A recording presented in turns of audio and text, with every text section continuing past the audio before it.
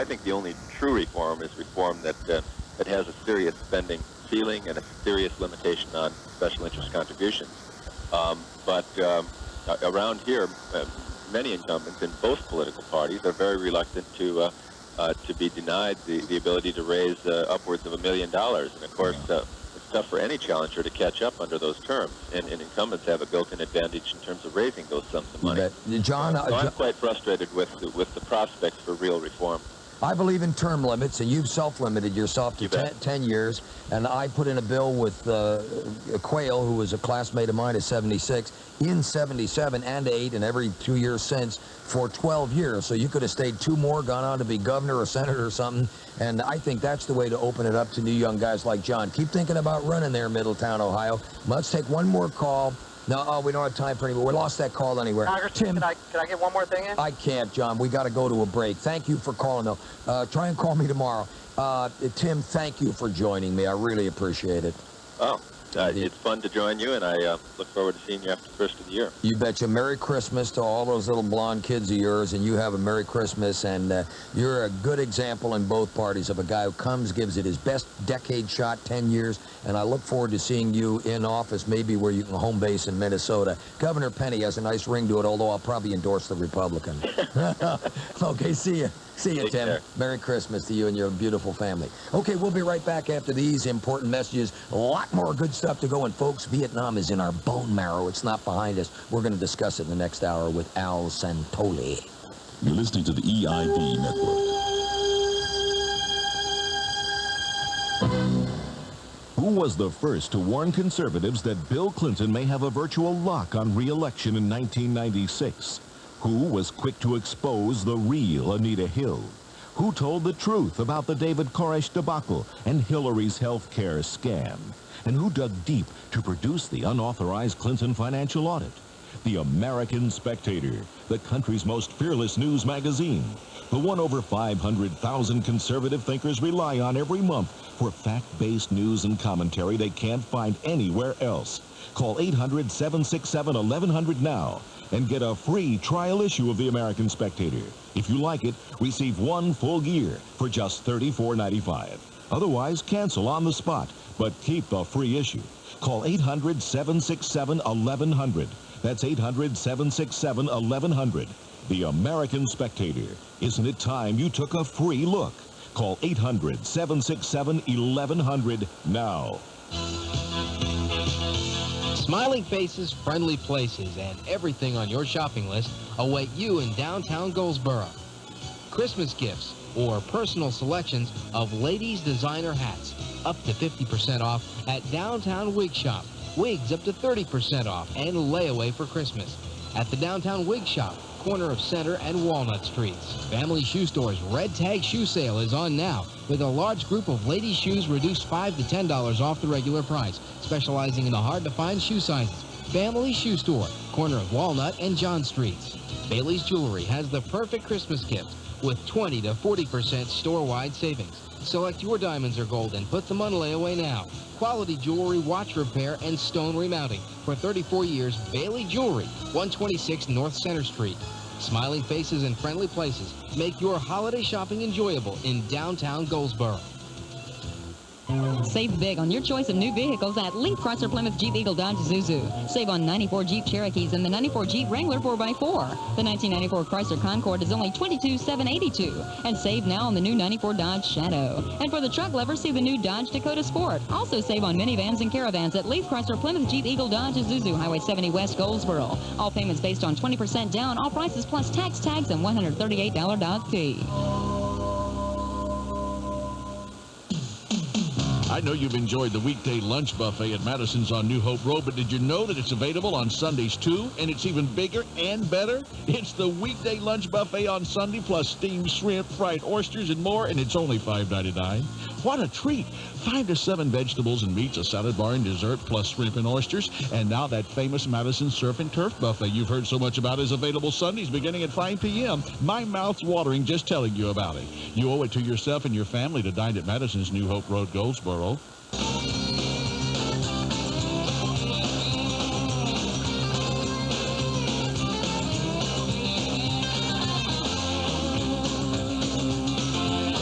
job for Rush? Let's go up to Live Free or Die country and found their license plate. Up to New Hampshire. Nacky Loeb, are you listening? The owner of the great Manchester Union leader. You said you watched all of my special orders, Nacky. I hope you're listening to Rush. You're on the air. Robert from Richmond, New Hampshire. Thank you. It's a pleasure to speak to you. Nice to speak to you. I've been listening to the frustration expressed by the junior members of Congress, specifically the threats of economic retribution. We've got 1 minute, so lay it on the line, Robert. Okay, I think the real problem is that the amount of money being controlled in Washington is simply too large to allow any single person to function in an honorable manner. Agreed. Here in New Hampshire, there's a major battle on by the NEA lobbies to have school education removed from the local funding level to the state funding level. Right. Right now, the average citizen can go to a town meeting, get up and say, I think this is too much money being spent, I want some accountability, and we can get it. How would you apply that to the federal scene? Do it in 20 seconds. I think that any function performed by government must be performed on the lowest level possible for efficient distribution. Now you sound like Tom Jefferson. Military has to be performed on the federal level, schools on the local level, and everything else falls somewhere in between, especially welfare. Robert, I want you to run for office. You don't even have to run in New Hampshire. Come to Washington. God bless you. Merry Christmas. That's it, folks. Great third hour coming up with author Al Santoli.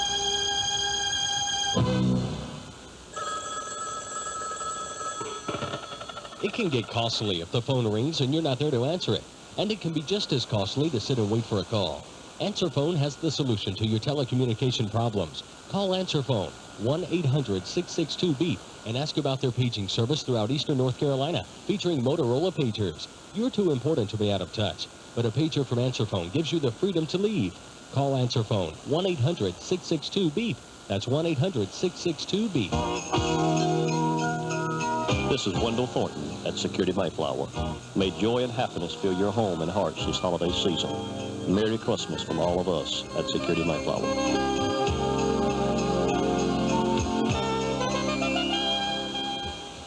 If your health's important to you, then make an appointment for a mammogram. I'm Caroline McMillan.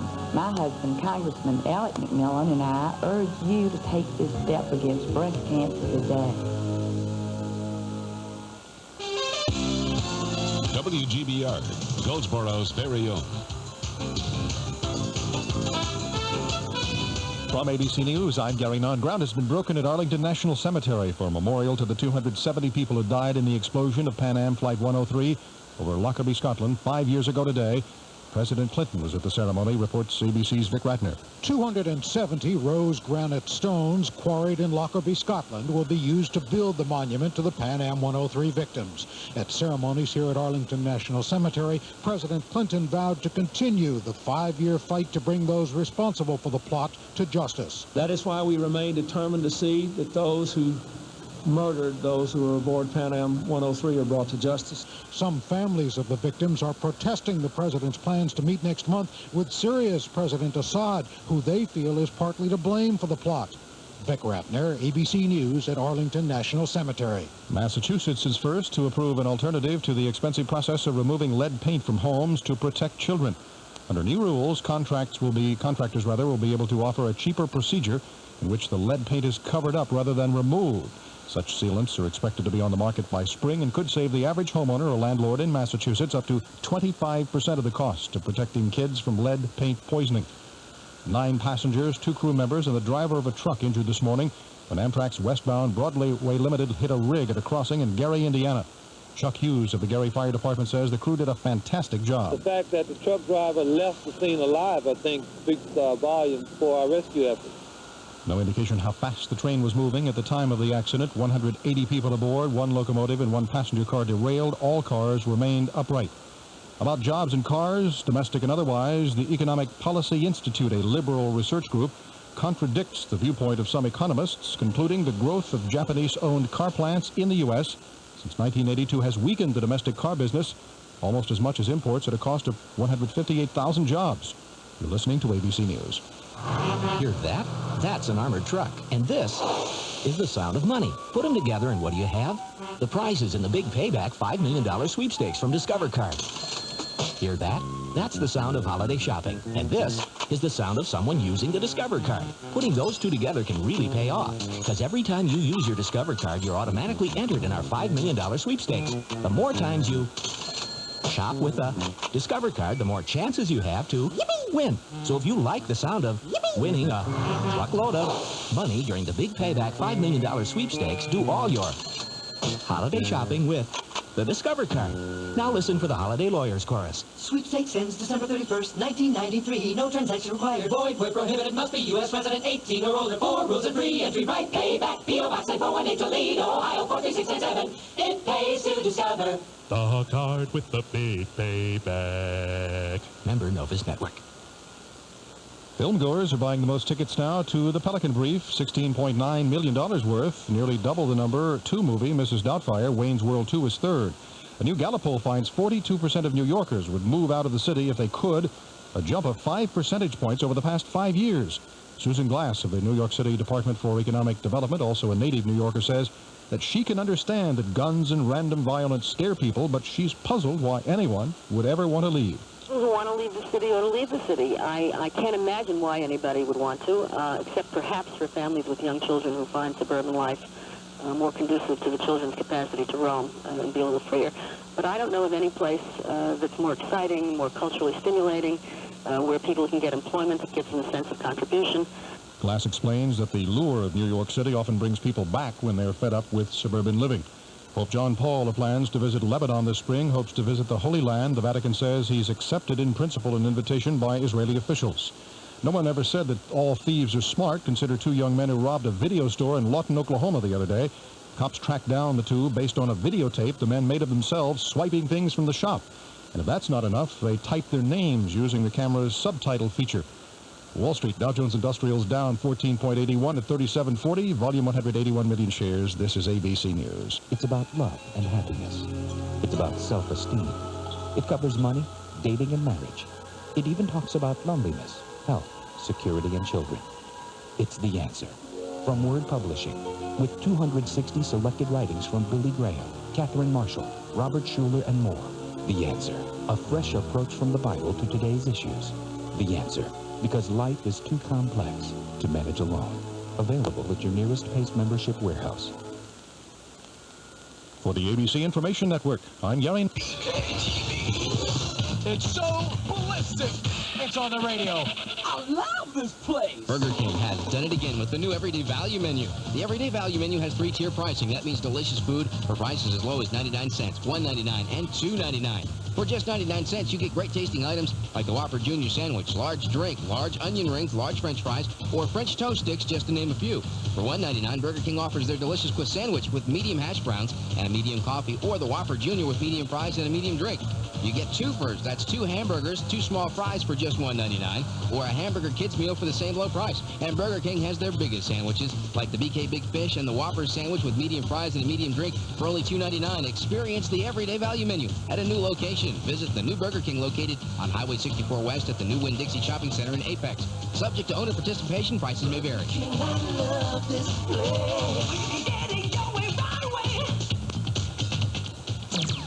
WGBR.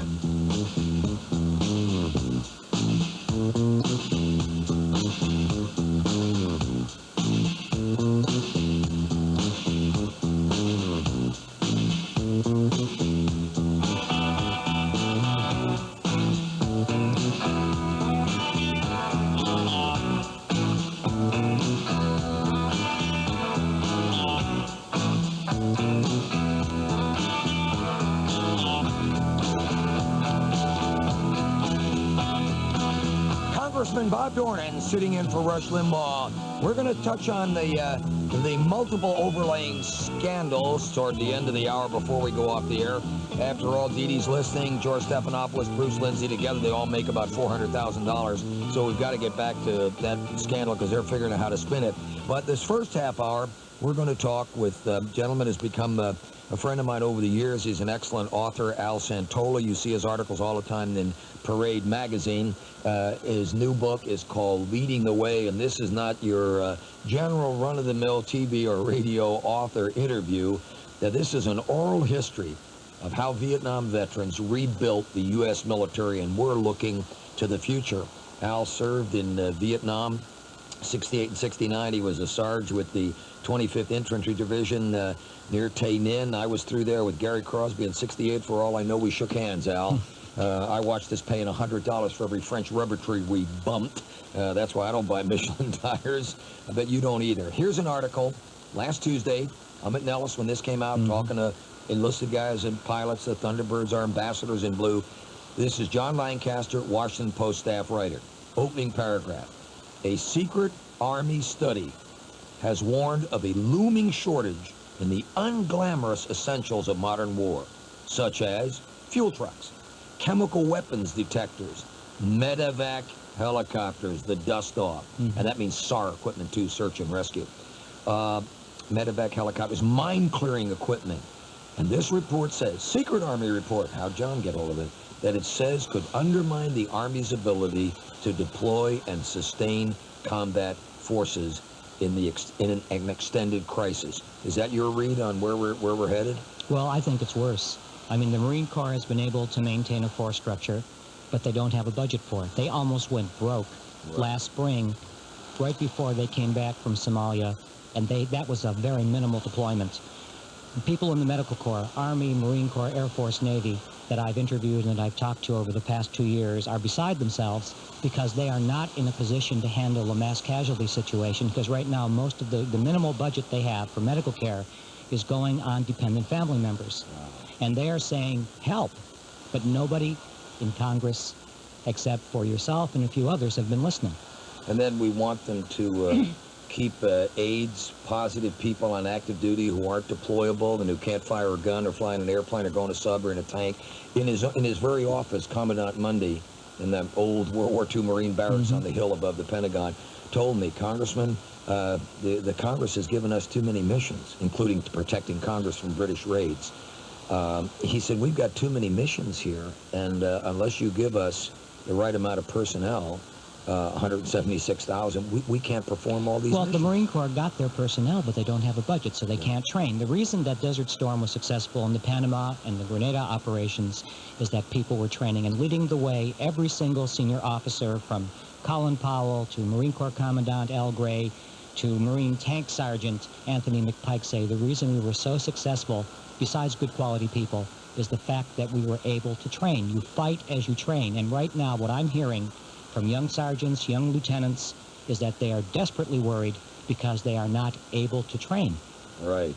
That's critical. Yeah. Al Gray was a great commandant right prior to Monday. The only time I ever saw him lose a battle was when Sam Donaldson ambushed him at Dulles Airport about the family, a cabal of 27 lesbians down at Quantico that he got rid of, and Sam literally ambushed. Sam's right below me, 2 floors down. I'm going to go visit him. Flew in this morning.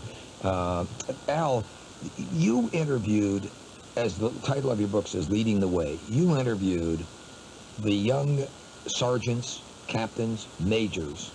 Schwarzkopf was a major at he was an advisor to the Vietnamese at a special forces camp right on the border where the Ho Chi Minh Trail flowed in at its heaviest into the Central Highlands. You interviewed these guys who are now retired 4-stars, like Schwarzkopf, 3 stars, 2 stars. And sergeants. Don't forget the enlisted men, the backbone. That's the British term, the backbone of any military unit, the chief petty officers in the Navy. Without them, you have no fighting force. You were telling me that General Horner, who's now a 4-star at Space Command, was the key man running the air war, which started when I was sitting in this very chair in this studio.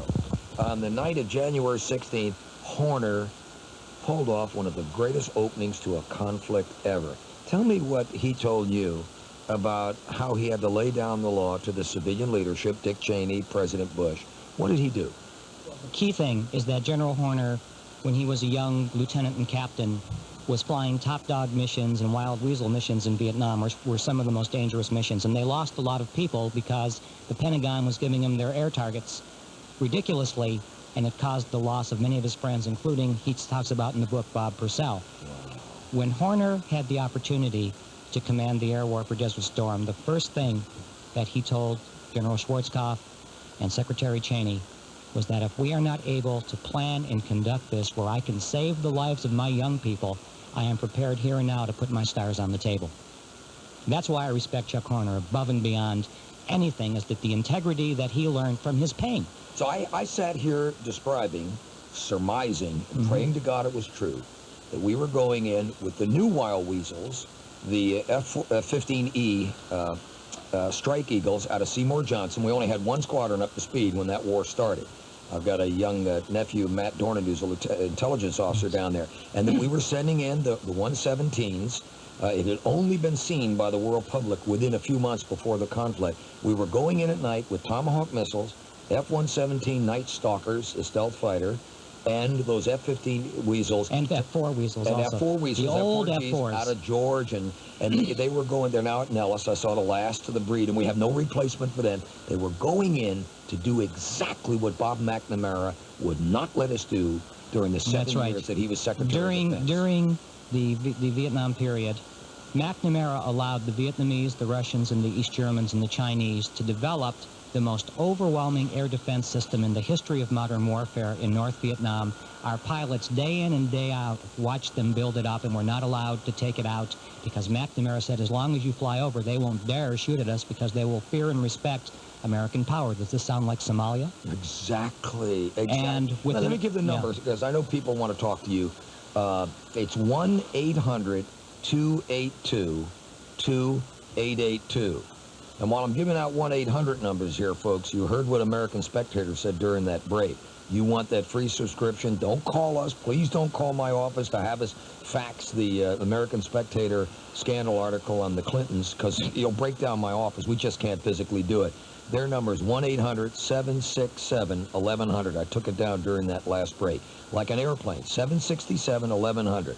Our number to talk to Al, 800-282-2882.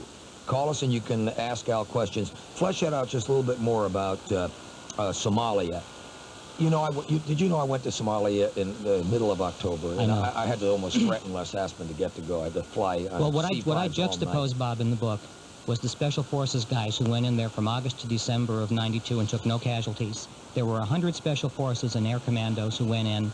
They flew in over 1,000 missions of aid.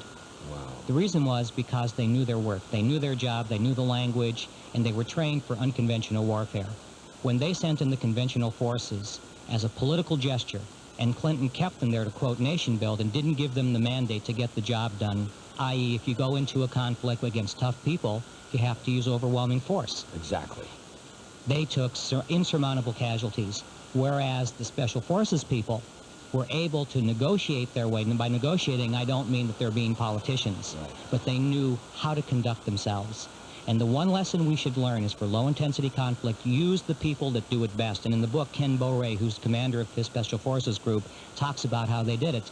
And you compare that to the mistakes that were made in terms of you make this, you know, kind of a showing the flag against tough people like the Somalis. And now they're planning for the Marines or the Army to go into Sudan sometime in early '94. It is a big mistake because that is a trap that's being sent by the Iranians because they have 30 terrorist training bases.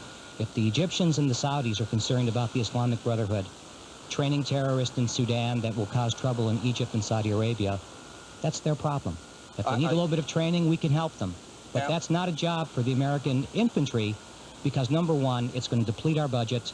And number two, if it goes in as a political mission, like in Vietnam, they are not going to have the mandate to get the job done.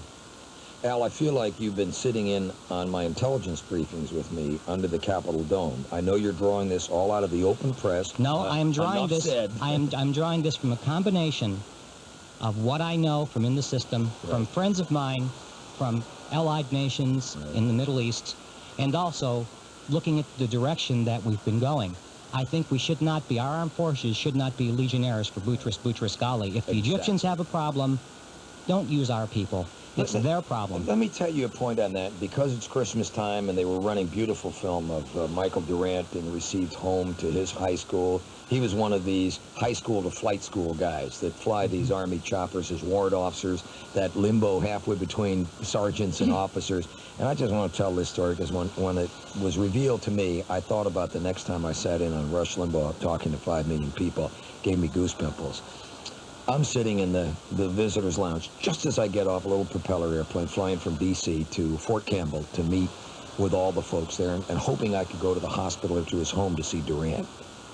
I walk into the visitor's lounge. Here is the widow of an Army legend, Cliff Walcott, who was in the first chopper that went in.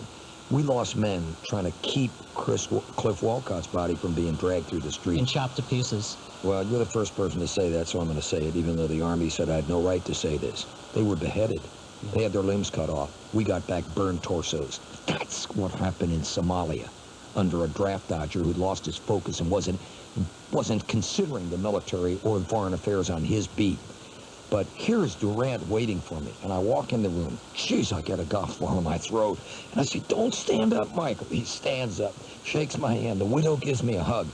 I sit down and I ask him, because I'd been briefed at Bragg a week earlier, about what the 4th Psychological Warfare Group did to these special forces guys you talk about.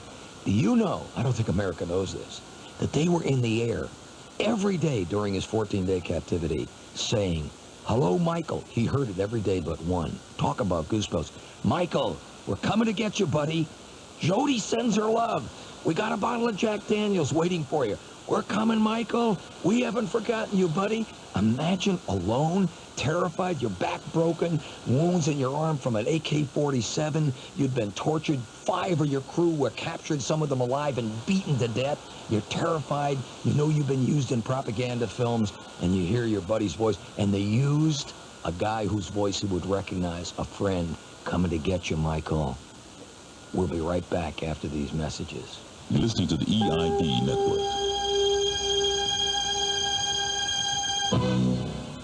I have told you time and time again, the only information highway you need is this radio show. It starts here, and it ends at your door when you get the Limbaugh letter, 12 pages. It's a newsletter packed with my brilliant commentary, searing analysis, good cheer, and great interviews every month. Limbaugh letter subscribers are on the fast track on the turnpike of truth because each month you get intellectual ammunition to mow down the feckless arguments of the left. And there's a freebie. That's right, my friends, El Freebo. If you subscribe now, get the 1994 official Rush Limbaugh poster calendar. It's terrific. It shows me shining my light of truth on the Clinton administration. And when I expose them, they run for cover. It's a bunch of pack rats in a dark alley, and they're running. It's 4 colors. It's brilliant caricatures. Everybody who sees it loves it. You can only get it by subscribing. So do that. 800-457-4141. $29.95, 12 issues. That's 1 year. And that calendar, El Freebo. 800-457-4141. You know when your throat's so sore it feels like you swallowed some nails? You need medicine, not those candy cough drops. You need Cepacol lozenges. But what if your throat feels like you swallowed some nails, a few rivets, a small file, and topped it off with a 3.5 horsepower circular saw? Then you need really strong medicine. You need Cepastat lozenges. Cepacol for sore throats. Cepastat for really sore throats. Use only as directed.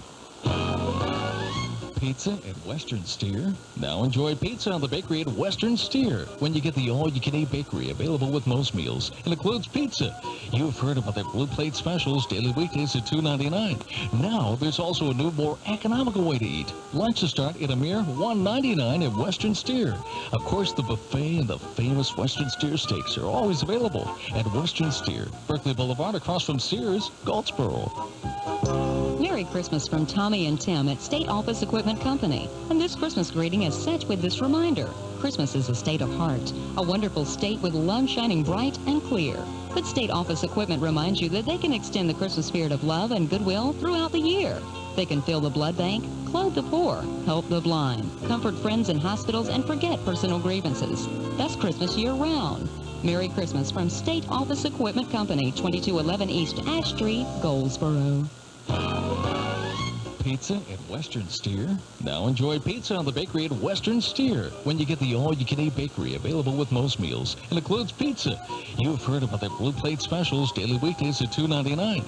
Now there's also a new, more economical way to eat. Lunches start at a mere $1.99 at Western Steer. Of course, the buffet and the famous Western Steer steaks are always available at Western Steer, Berkeley Boulevard, across from Sears, Goldsboro. 10 years, 1 decade, approximately 3,650 days. That's how long Monk's Furniture has been saving the consumer 30 to 60% off retail every day. For 10 years now, Monk's Furniture has set the pace in shopping the warehouse way with no-frills pricing on this area's finest furniture selection. Chances are you or someone you know has saved the warehouse way. Find out why 10 years of service, savings, and selection is just the beginning at Monk's Furniture Warehouse, Highway 70 in LaGrange at Little Baltimore. 1150 WTVR.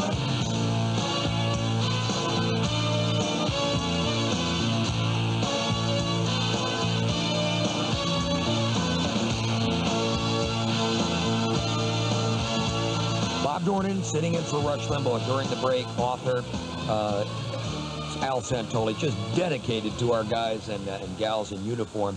Al, a few days ago, Friday to be exact, just 3 days ago, I was freezing on the ramp at Whiteman Air Force Base with only Ike Skelton and Senator Christopher Bond showing up, and a four-star general of hundreds of combat missions in Vietnam, General John Michael Lowe, Jesuit educated, I might add, flies in the B-2 bomber. The test pilot told me after they landed that Lowe never let him fly the whole mission, except for they were 10 minutes out and he wanted to get on the radio and tell us he was coming. Mike Lowe is typical of these guys we've been discussing.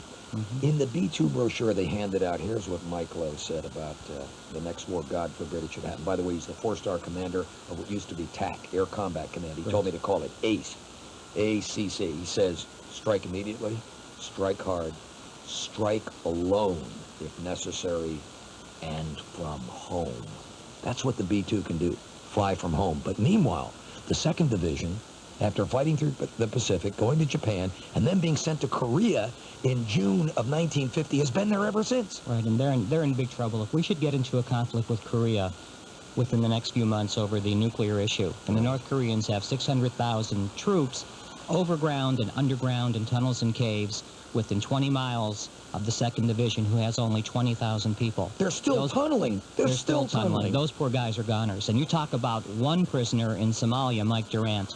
I shudder to think what would happen to the 2nd Division. And what nobody is paying attention to is the North Koreans are among the foremost nations in the world in chemical biological warfare.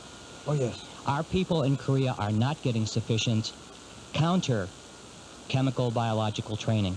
In fact, the United States Army in this Washington Post article are complaining that they don't even have a budget to detect chemical biological warfare so they can tell their guys to put on their chemical suits in early warning. If Clinton is going to be saber-rattling with the North Koreans, it is irresponsible to not have our guys in Korea doing their chemical biological preparedness training right now. Well, I was up on the DMZ a few years ago. Were you with me, Sally, with Lester Wolf? Yeah. And we went up to where Bill Clinton said, I've been further up on the line than any other president. Wrong, Bush went wherever he stood. And I was told that the day before, they had a sharp sentry on a bridge with a small river through the DMZ into South Korea, saw movement down in the water, and he dropped a hand grenade off the bridge and killed a team of North Korean Special Forces guys. They took their bodies out on the bank. They showed me the photographs. They all look like Arnold Schwarzenegger, about the same size. He's not, Arnold's not a tall guy. Unbelievable musculature, unknown to Koreans. You know what they were part of? 76,000. I remember thinking, that's the spirit.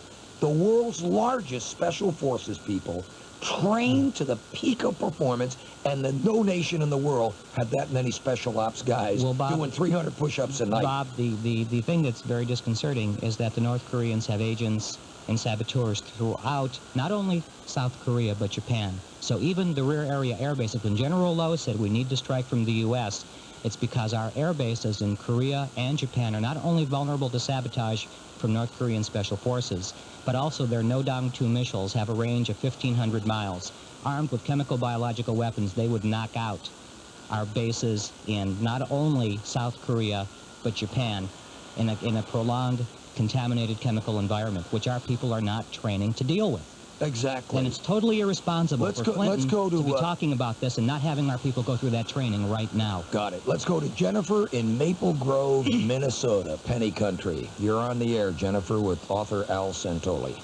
Hi, Bob. I'd like to say it's an honor to speak with you. Thank you. I grew up in Mission Viejo, California. Beautiful country. What's On your mind, Jennifer. Well, I served in the Air Force and under the Logistics Command, and the budget cuts have really affected the readiness of the military. I was wondering how your guest feels about the man slated to replace Les Aspen. How well do you think he will do? Okay. I'm concerned for a couple of reasons.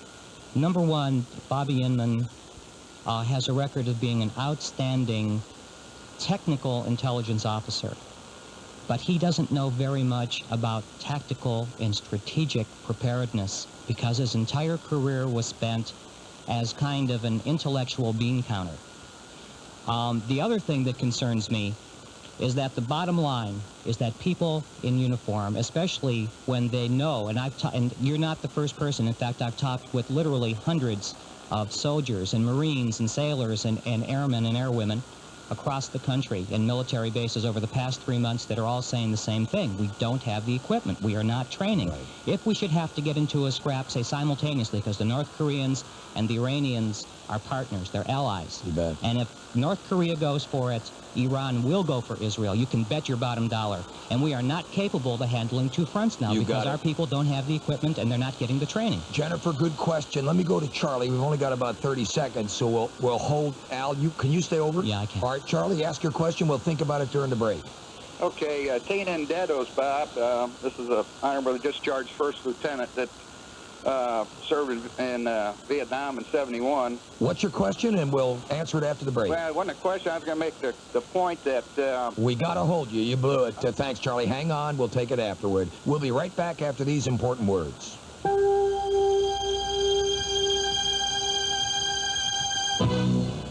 What's the perfect Christmas gift? Oh, round-trip tickets to Paris, Rome, Acapulco, a new set of luggage. Don't forget your socks. Of course, SOCKS. Remember what that means in Spanish? SOCKS, that's what it is. The perfect way to get ready for a trip to anywhere in the world. Listen to National Dynamic Speed Tapes for 20 minutes a day. In a month, you'll speak and understand Spanish, French, German, Italian, or Japanese. They'll give you a free cassette player. To order in time for Christmas, call 1-800-545-1985. SOCKS, the perfect gift. 1-800-545-1985.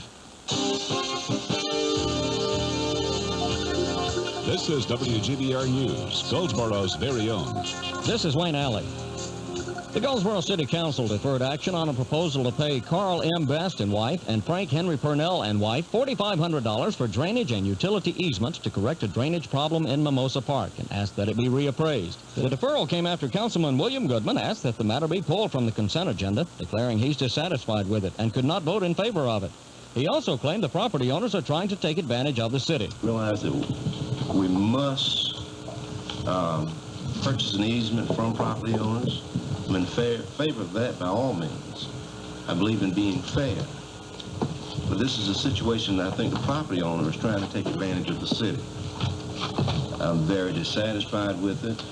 I think we need to look at some other recourses that we may be able to fall back on. Councilman William Goodman. And the Goldsboro City Council, on a motion last night by Councilman Goodman, also agreed to defer action on the purchase of condemnation of right-of-way easements for improvements on Brazil Street and to have those properties reappraised by another appraiser. Goodman expressed concern for the difference of $4,500 for easements for a Mimosa Park drainage project and what were principally $50 easements for widening and paving Brazil Street. Goodman said he's not satisfied with the prices the city's recommended to pay for those property easements. I see it being very different when it relates to minority communities versus non-minority communities. I'm looking at more linear footage across the frontage in minority communities, and there's about 20 times more. The property is, the recommended easement is about 20 times that is what it would be in minorities communities. Very dissatisfied and recommend that we defer it and have it reappraised. Goldsboro City Councilman William Goodman. And the city of Goldsboro will file a complaint about cable television rates and services. That's according to a report made to the Goldsboro City Council last night by acting city manager Sam Chambers. And Chambers at the same time encouraged individual citizens to file complaints. And the city of Goldsboro hopes to have a coordinator employed by the end of February to administer its $625,000 a year community development block grant program that's available through Housing and Urban Development. City planner Gene Thomas is advertising for a person who is innovative and can work well with the community as well as the lending community and city staff. I'm Wayne Alley.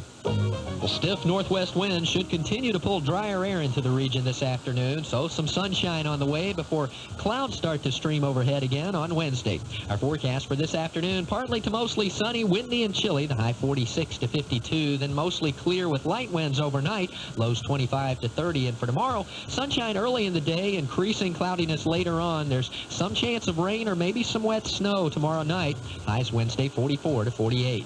I'm Mike Moss at the Weather Center. Now, more of the Rush Limbaugh Show on 1150 WGBR. Okay, Charlie, this is Bob Dornan. You're on the air on the Rush Limbaugh Show. We give you a second shot. Give us your question, Charlie. Okay, I know you told me to get to it real quick. What I was saying, I had a platoon of combat engineers in 1971. We worked the road between, you remember where Frenchport was, north of Tain-In? I sure do. That was my NDP. I spent a year there. And what I was saying is 71... That's Al Santoli's beat, too, 25th Division. Go ahead. We worked on TL5 that went up into Cambodia that kept that road operational. You got it. In 71, they kept cutting us back. That my guys had to drive road graders and bulldozers and, and pull their own security. You got it. And it's very, very dangerous. And the same thing I see happening now where they're just cutting us back too far. We're going to get awful vulnerable. Well, your question is, are we going back, being cut back too far? You know that some of the talking head shows on Sunday speculated Les Aspin lost because he wouldn't accept a $50 billion cut over George Bush's huge cuts. And now they think a compromise at $31.5 billion is the way to go. Thanks, Charlie. What do you think? I think they are being cut back too far. And the bottom line is this. The world has become a much more unstable place. There is no peace dividend. And the bottom line is that we've got hundreds of thousands of young men and women in uniform whose lives are depending upon our decisions here in Washington. And number two, it's not only these young men and women, but it's our national security. Exactly. Let's go to Steve in Hammondtown, New Jersey. Representative Dornan, your passion and energy never cease to energize me. You're fantastic. Thanks. Listen, during the '92 campaign, the Clintons only talked about the peace dividend and the Cold War is over, and the media backed them up by never bringing up foreign policy. Now everyone's bringing it up like it's something new. Most of the problems that are going on right now, Korea, Iran, the Middle East, these were going on then, and they're acting like. And sooner or later, someone in the media has to be held accountable for what they're doing, because they don't report the news anymore. They create it, they manipulate it, and I mean, we've got total incompetence in the White House handling foreign policy. They're working by trial and error, on-the-job training, learning from their mistakes, and these people in the media went out of their way to put them in place. And as far as I'm concerned, as far as Somalia, these 18 boys that were killed, and we're in Somalia because of a photographic blitzkrieg that the media pursued. I think they have blood on their hands too. They went out of their way to say that there was no foreign policy concern during the '92 campaign, and they never brought it up. Well, one of Clinton's most ignorant remarks, and I've got a fabulous Charles Krauthammer column here somewhere that I'll dig out during the break. He said, and he quotes Clinton saying, well, things are more difficult now than they were during the Cold War. It was clear then. Here it is. Here's Clinton's exact words. Clinton called it a war I despised and with a depth of feeling I'd reserved solely for racism. But here's Clinton's own exact words. We had an intellectually coherent thing. The American people knew what the rules were. And when we did whatever, saying that now it's more difficult with Somalia, Haiti, and all these other things. What a joke. Nobody wants to return to the Cold War. Al, what do you think? I'd say this, that it's the world history. If you read Thucydides, if you read all of the old Greek and Roman historians, it's always been the same. If you read the Bible, human nature repeats itself generation after generation. And if you try to pretend we're in a so-called age of Aquarius or a new world order or whatever, there is no new world order. It's human nature continually repeating itself, and you need to be able to defend yourself. You need to be able, as Americans, we stand up for freedom. And nobody will respect you unless you can defend yourself. Once on the floor with my otherwise erudite chairman of Armed Services, Ron Dellums, I quoted Plato, who said, only the dead have seen the end of war, which puts everything you just said in one phrase. And Ron Dellums gets up and says, "What a cynic." I say, "Hey, don't take that up with me. Take it up with Plato or his student Aristotle, who taught Alexander the Great." But it's a fact. Only the dead have seen the end of war. And I visited the Rangers who survived the firefight from hell up at Walter Reed Hospital twice. I flew flags for them. They're all going to get these flags within the month on the roof of the Capitol. And the guys who are up there with us, I got their names here because they were so moved at flying these flags for all of the dead, 30 of them, and all of the Rangers and Special Forces and Delta guys and the 160th Special Ops Aviation Regiment, Charlie Barber, Larry Lamberson, Patrick Donovan, Jerry Updegraff, on the roof of the Capitol, Thanksgiving morning with two of my grandkids, Colin and Kevin, and my son-in-law, Gary. The guy said, "Tell me about this guy. Tell me about this guy," as we flew the flag.